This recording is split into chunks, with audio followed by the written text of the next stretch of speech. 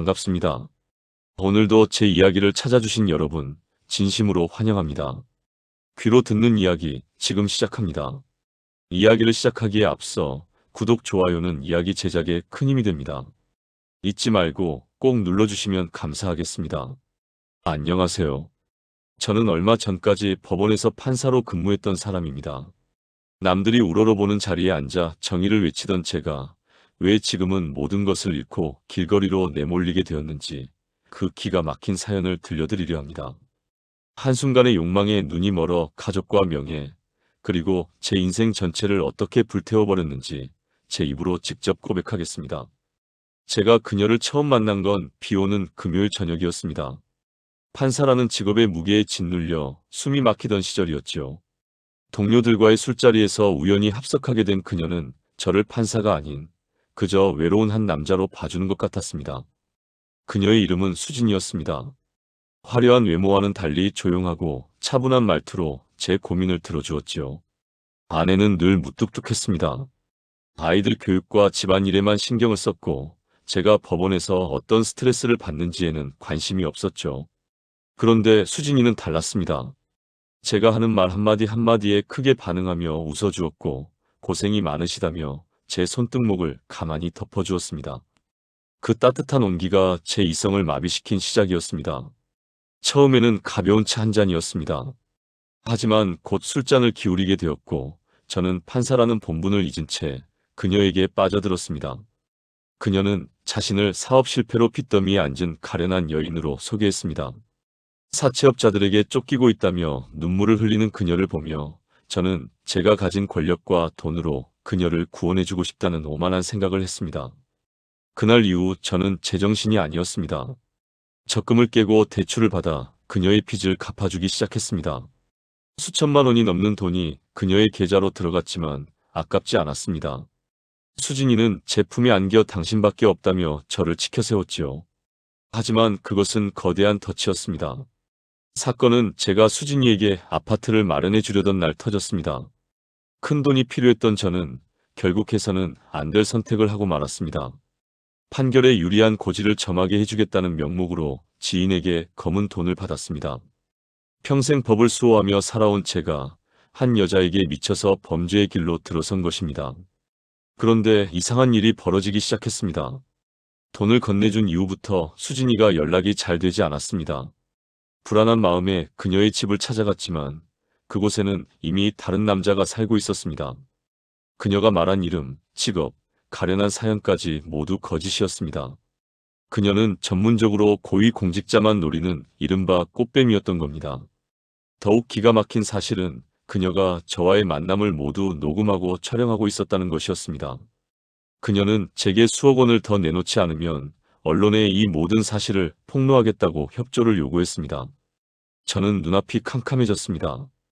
판사로서의 커리어는 물론이고 제 가족의 얼굴을 어떻게 보아야 할지 막막했습니다. 결국 저는 그녀의 협박을 이기지 못하고 더 큰 돈을 마련하려다 꼬리가 밟혔습니다. 제가 뇌물을 받은 정황이 검찰에 포착된 것이죠. 수진이는 이미 사라진 뒤였고 제 앞에는 서늘한 취조실의 조명만이 비추고 있었습니다. 다음 날 아침 제 이름은 모든 언론사의 헤드라인을 장식했습니다. 부패한 판사, 불륜에 눈멀어 판결까지 팔아넘긴 파렴치한 인간이라는 낙인이 찍혔습니다. 아내는 이혼 서류를 내밀며 아이들과 함께 집을 나갔습니다. 부모님은 화병으로 쓰러지셨고 저는 법복을 벗는 것은 물론 법정의 피고인석에 서게 되었습니다. 감옥에 있는 동안 저는 매일 밤 제 뺨을 때리며 울었습니다. 대체 무엇을 위해 그토록 치열하게 공부해서 판사가 되었던 것일까요? 한순간의 유혹을 뿌리치지 못한 대가는 제 인생 전체였습니다. 저를 믿어주었던 동료들, 저를 존경한다던 후배들, 그리고 누구보다 사랑했던 아이들에게 씻을 수 없는 상처를 주었습니다. 출소 후 제 손에 남은 것은 아무것도 없습니다.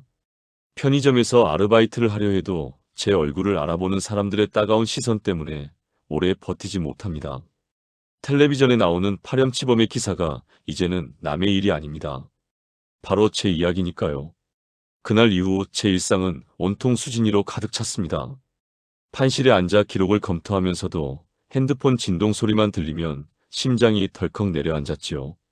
판결문을 쓰다가도 그녀의 가냘픈 목소리가 귓가에 맴돌아 도저히 집중할 수가 없었습니다. 저는 이미 중독된 사람처럼 그녀가 파놓은 함정 속으로 스스로 걸어 들어가고 있었습니다. 수진이는 매번 저를 만날 때마다 새로운 상처를 꺼내 놓았습니다. 오늘은 사채업자들이 사무실까지 찾아와 행패를 부렸다며 멍든 팔목을 보여주더군요. 그 멍 자국을 보는 순간 제 이성은 완전히 마비되었습니다. 법을 집행하는 사람으로서 공정한 판단을 내려야 할 머리가 어떻게 하면 이 여자를 지켜줄 수 있을까 하는 궁리로만 가득 찼습니다. 그녀는 제게 속삭였습니다. 자기가 정말 믿을 사람은 오빠밖에 없다고. 법원 사람들은 다들 딱딱하고 무서운데 오빠는 너무 따뜻한 사람이라고 말이죠. 그 달콤한 칭찬에 속아 저는 제가 정의의 사도라도 된 양 착각했습니다. 아내에게는 한 번도 들어보지 못한 다정한 말들이 제 자존감을 한껏 부풀려 놓았던 겁니다. 결국 저는 선을 넘고 말았습니다. 당시 제가 맡고 있던 사건 중에 강남의 대형 유흥업소 사장이 연루된 횡령 사건이 있었습니다. 그 사장의 변호인은 제 대학 동창이었지요. 동창 녀석은 제 형편이 어렵다는 소문을 어디서 들었는지 은밀하게 접근해 왔습니다. 수진이의 빚을 한 방에 해결해 줄 수 있는 금액을 제시하며 판결에서 조금만 선처를 해달라고 부탁하더군요. 처음에는 단호하게 거절했습니다. 그래도 내가 판사인데 어떻게 양심을 팔 수 있겠냐고 호통을 쳤지요. 하지만 그날 밤 수진이가 울면서 전화를 했습니다. 지금 당장 돈을 갚지 않으면 섬으로 팔려갈지도 모른다는 헛소리를 늘어놓더군요. 제 머릿속은 하얗게 변했습니다. 그 여자를 잃을지도 모른다는 공포가 판사로서의 직업 윤리를 완전히 압도해버렸습니다. 저는 결국 동창을 다시 만났습니다. 어두운 지하 주차장에서 건네받은 가방 속에는 빳빳한 현금 뭉치가 들어있었습니다. 손이 덜덜 떨렸지만 이미 멈출 수 없었습니다. 그 돈을 들고 수진이에게 달려갔을 때 그녀가 보여준 환한 미소, 저는 그 미소 하나에 제 영혼을 팔아치운 셈입니다. 판결 당일 저는 법정에 서서 제 스스로를 속였습니다. 증거가 불충분하다는 핑계를 대며 그 유흥업소 사장에게 집행유예를 선고했습니다. 방청석에서 환호하는 소리가 들렸지만 제 귀에는 마치 악마의 웃음소리처럼 들렸습니다. 법복을 벗고 판사실로 돌아오는 폭도가 평소보다 수만 배는 길게 느껴졌습니다. 하지만 그 행복은 일주일을 가지 못했습니다. 수진이는 돈을 받은 다음 날부터 연락이 뜸해지더니 급기야 번호를 바꾸고 자취를 감췄습니다. 그녀가 살던 오피스텔을 찾아갔을 때 관리인은 제게 충격적인 말을 전했습니다. 그 여자가 원래 이삿짐을 다 싸놓고 나갈 준비를 하고 있었다는 겁니다. 제가 준 돈은 빚을 갚는 데 쓰인 게 아니라 그녀의 도주 자금이 되었습니다. 배신감에 몸을 떨며 집으로 돌아왔을 때 저를 기다리고 있었던 건 검찰 수사관들이었습니다. 제가 돈을 받은 정황이 담긴 블랙박스 영상과 수진이와 주고받은 문자 메시지가 이미 증거로 제출되어 있었습니다. 알고 보니 수진이는 그 유흥업소 사장과 한패였습니다. 저를 협박해서 유리한 판결을 얻어내고 돈까지 뜯어내기 위해 치밀하게 계획된 시나리오였던 겁니다. 언론은 하이에나처럼 달려들었습니다. 현직 판사가 꽃뱀에게 홀려 재판을 거래했다는 자극적인 제목으로 제 얼굴이 모든 뉴스에 도배되었습니다. 법원 앞에서 터지는 카메라 플래시는 마치 저를 처형하는 단두대의 칼날 같았습니다. 고개를 숙이고 들어가는 제 뒤통수에 대고 시민들은 침을 뱉고 욕설을 퍼부었습니다. 법정에 피고인으로 섰을 때 저는 차마 재판장의 얼굴을 볼 수 없었습니다. 불과 몇 달 전까지만 해도 제가 앉아있던 그 높은 자리에 다른 사람이 앉아 저를 준엄하게 꾸짖고 있었습니다. 법은 평등하다는 말을 제가 직접 실천하게 될 줄은 꿈에도 몰랐습니다. 저는 뇌물수수와 직권남용 혐의로 실형을 선고받았습니다. 교도소 안에서의 생활은 지옥 그 자체였습니다. 제가 판결을 내려 감옥에 보냈던 범죄자들과 같은 방을 쓰게 되었을 때 그들이 저를 바라보던 눈빛을 잊을 수 없습니다. 판사 나리께서 어쩌다 이 꼴이 되었냐며 비웃는 소리를 밤새도록 들어야 했습니다. 저는 매일 밤 화장실 구석에서 입을 틀어막고 울었습니다. 가족들은 면회조차 오지 않았습니다. 아내는 이혼 판결문을 들고 단 한 번 찾아왔더군요. 당신은 판사일 때도 무능한 남편이었지만 범죄자가 된 지금은 짐승보다 못하다는 말을 남기고 떠났습니다. 아이들에게 아빠는 죽은 사람으로 치겠다고 하더군요. 제가 지키려 했던 그 여자는 저를 파멸시키고 비웃으며 어딘가에서 호의호식하고 있을 텐데 저는 모든 것을 잃었습니다. 출소 후에 저는 갈 곳이 없었습니다. 퇴직금은커녕 변호사 자격증도 박탈당했습니다. 한때는 정의의 상징이었던 제가 이제는 전과자라는 꼬리표를 달고 막노동판을 전전하고 있습니다. 길을 걷다 우연히 법원 건물을 보게 되면 가슴이 찢어지는 것 같습니다. 저 거대한 건물 안에서 공정함을 외치던 제 목소리가 얼마나 가식적이었는지 이제야 깨닫습니다. 욕망이라는 건 참으로 무섭습니다. 평생 쌓아온 공든 탑을 무너뜨리는 데는 단 한 사람의 유혹이면 충분했습니다. 여러분은 절대 저 같은 실수를 하지 마십시오. 곁에 있는 가족의 소중함을 잊지 마시고 분수에 넘치는 유혹이 찾아올 때 그것이 독사과라는 것을 반드시 기억하시길 바랍니다. 저는 이제 이름도 명예도 없는 노숙자나 다름없는 처지이지만 이 참회의 글이 단 한 사람이라도 구원할 수 있다면 좋겠습니다. 감옥 문을 나서던 날 하늘은 눈이 시리도록 푸르렀습니다. 하지만 제 마음속은 여전히 잿빛이었습니다. 두부 한 모 건네줄 사람 없는 교도소 정문 앞에서 저는 한참을 서 있었습니다. 주머니에 든 건 출소할 때 받은 단돈 몇만 원이 전부였지요. 한때는 수천억 원대의 재판을 주무르던 손이 이제는 떨리고 있었습니다. 갈 곳이 없었습니다. 예전에 살던 아파트는 이미 아내가 처분하고 아이들과 함께 어디론가 자취를 감춘 뒤였고 본가 부모님께는 차마 발걸음이 떨어지지 않았습니다. 저는 서울역 근처의 작은 고시원에 짐을 풀었습니다. 사방이 꽉 막힌 그 좁은 방은 마치 제가 갇혀있던 감방의 연장선 같았습니다. 고시원 방에 누워 천장을 보고 있으면 수진이의 그 가식적인 미소가 자꾸만 떠올랐습니다. 그 여자는 지금 어디서 누구를 사냥하고 있을까요? 저는 복수심에 타올라 그녀를 찾아내겠다고 다짐했습니다. 하지만 제가 할 수 있는 건 아무것도 없었습니다.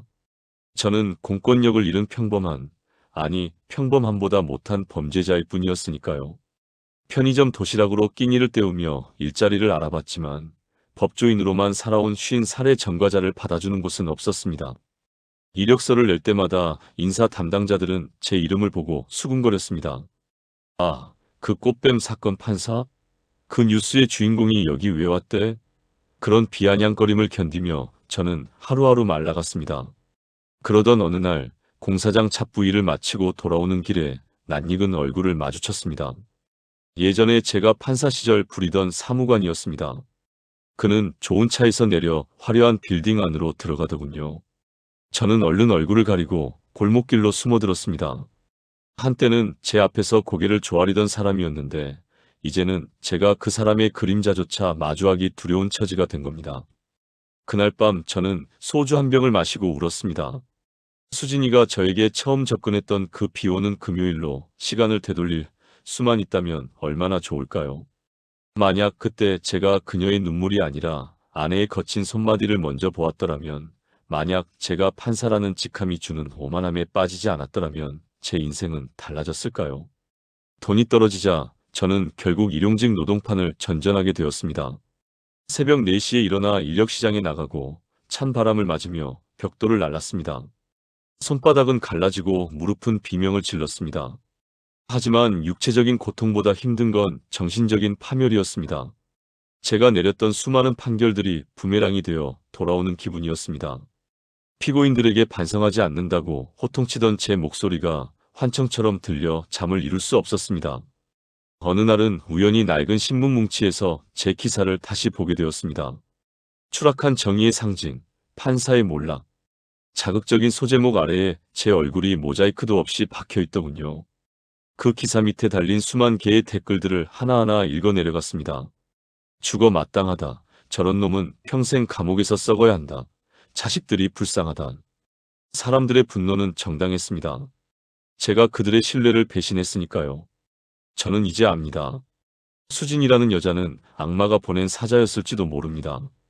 제 마음속에 숨겨져 있던 탐욕과 허영심을 끄집어내기 위한 도구였겠지요. 그녀를 원망하기 전에 제 안의 약함을 먼저 탓해야 한다는 것을 깨닫는데 참 오랜 시간이 걸렸습니다. 한 번은 너무나 배가 고파 무료 급식소 줄에 서 있었습니다. 제 앞에 서 있던 노숙자가 저를 빤히 쳐다보더니 묻더군요. 아저씨도 사연이 참 많아 보인다고 말이죠. 저는 그저 쓴웃음을 지었습니다.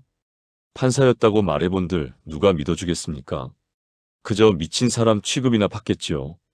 저는 이제 사회의 가장 낮은 곳에서 제가 유죄 판결을 내렸던 사람들과 섞여 살아가고 있습니다.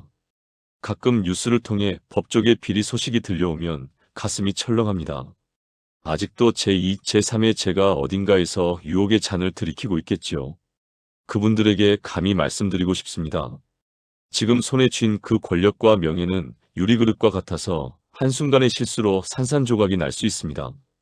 그리고 그 파편은 여러분의 인생뿐만 아니라 사랑하는 사람들의 심장까지 찌르게 될 것입니다. 제 이야기는 여기서 끝이 아닙니다. 저는 오늘도 살아남기 위해 거리에 나섭니다. 비록 법복은 이렇지만 이제야 비로소 인간으로서의 진짜 삶을 배우고 있는지도 모릅니다. 매일 밤 고시원의 좁은 침대에 누워 참회의 기도를 올립니다. 신이시여, 저를 용서하지 마소서. 다만 제 어리석음이 다른 이들에게 등불이 되게 하소서. 고시원 생활이 반년쯤 지났을 때였습니다. 비좁은 방 안에서 곰팡이 냄새를 맡으며 멍하니 누워있는데 낡은 텔레비전 뉴스에서 익숙한 얼굴이 스쳐 지나갔습니다. 심장이 멎는 것 같았습니다. 바로 수진이었습니다. 그녀는 다른 가명을 쓰며 또 다른 고위 공직자에게 접근했다가 이번에는 사기 혐의로 구속되었다는 소식이었습니다. 포승줄에 묶인 채 고개를 숙이고 들어가는 그녀의 모습을 보며 저는 미친 사람처럼 웃었습니다. 통쾌함 때문이 아니었습니다. 저런 여자에게 제 인생 전부를 걸었다는 제 자신이 너무나 한심하고 가련해서 터져나온 비명이었습니다.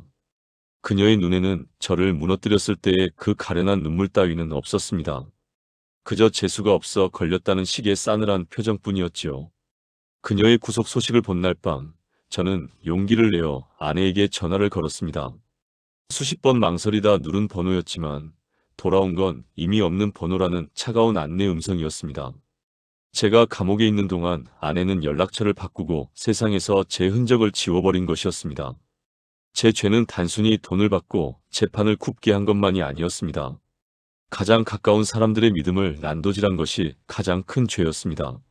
한 번은 제가 일하던 공사장 근처 초등학교에서 하교하는 아이들을 본 적이 있습니다. 제 아들놈과 비슷한 또래의 아이가 아빠 손을 잡고 웃으며 지나가더군요. 저도 모르게 전봇대 뒤로 몸을 숨겼습니다. 제 아이들에게 저는 이제 아빠가 아니라 이름만 들어도 수치스러운 범죄자일 뿐입니다. 아이들의 운동회 때 법복을 입고 찍었던 사진들은 아마 모두 불태워졌겠지요. 겨울이 찾아오니 뼈마디가 더욱 저려왔습니다. 판사 시절에는 고급 승용차의 히터바람 아래서 추위를 몰랐는데 지금은 구멍난 작업복 사이로 스며드는 칼바람이 살을 내는 것 같습니다. 하루는 인력시장에서 허탕을 치고 공원에 앉아 있는데 누군가 제 발치에 1,000원짜리 몇 장을 던져주고 가더군요. 제가 노숙자인 줄 알았던 모양입니다. 한때 법의 엄중함을 집행하던 자가 동정의 대상이 된 현실에 저는 그 돈을 움켜쥐고 한참을 울었습니다. 그러던 중 우연히 신문 구인 광고란에서 법무사 사무소의 잔심부름꾼을 구한다는 공고를 보았습니다. 전과자인 저를 받아줄 리 없었지만 그래도 글을 읽고 쓸 줄 아는 게 그것뿐이라 무작정 찾아갔습니다. 그곳 소장님은 제 얼굴을 한참 보더니 조용히 사무실 안쪽으로 저를 불렀습니다. 알고 보니 예전에 제가 초임 판사 시절 함께 일했던 직원이었습니다. 그는 저를 알아보자마자 당황하며 일어섰습니다. 부장판사님, 어쩌다 이 지경이 되셨습니까? 그의 목소리에는 멸시가 아닌 안타까움이 섞여 있었습니다. 저는 고개를 들지 못한 채 그저 일자리 하나만 달라고 매달렸습니다. 그는 한참을 고민하더니 아무도 모르게 서류 정리나 좀 도와달라며 구석 자리를 내주었습니다. 그곳에서 저는 다시 법률 서류들을 만지게 되었습니다. 예전에는 제 사인 하나에 누군가의 인생이 결정되었지만 이제는 남의 서류를 복사하고 철하는 허드레질을 합니다. 서류 속에는 저처럼 유혹에 빠진 사람, 억울함을 호소하는 사람, 욕망 때문에 남을 해친 사람들의 이야기가 가득했습니다. 저는 그 기록들을 읽으며 매일 밤 반성문을 씁니다. 만약 제가 그때로 돌아간다면 이 사람들에게 어떤 판결을 내렸을까 생각하면서 말입니다. 어느 날은 제가 직접 판결을 내려 감옥에 보냈던 한 남자가 상담을 하러 사무실에 왔습니다. 그는 저를 알아보지 못했지만 저는 그의 이름을 똑똑히 기억하고 있었습니다. 그는 출소 후 성실하게 살며 작은 식당을 차렸는데 건물주의 횡포로 쫓겨날 위기에 처해 있었습니다. 저는 그를 위해 밤을 새워 법리 검토를 하고 방어 논리를 짜주었습니다. 제 이름으로 나가는 서류는 아니었지만 제가 할 수 있는 유일한 속죄였습니다. 그가 승소했다는 소식을 들었을 때 판사로 재직하며 수천 건의 승소 판결을 내렸을 때보다 더 큰 기쁨을 느꼈습니다. 이제야 비로소 법이 누구를 위해 존재해야 하는지, 그리고 그것을 다루는 사람의 마음가짐이 얼마나 무거워야 하는지를 깨달은 것입니다. 화려한 법복은 없지만 먼지 쌓인 사무실 구석에서 저는 처음으로 인간다운 평온함을 느꼈습니다. 물론 제 인생은 결코 예전으로 돌아갈 수 없습니다. 여전히 제 이름 뒤에는 수치스러운 수식어들이 따라다니고 가족들과의 재회는 기약이 없습니다.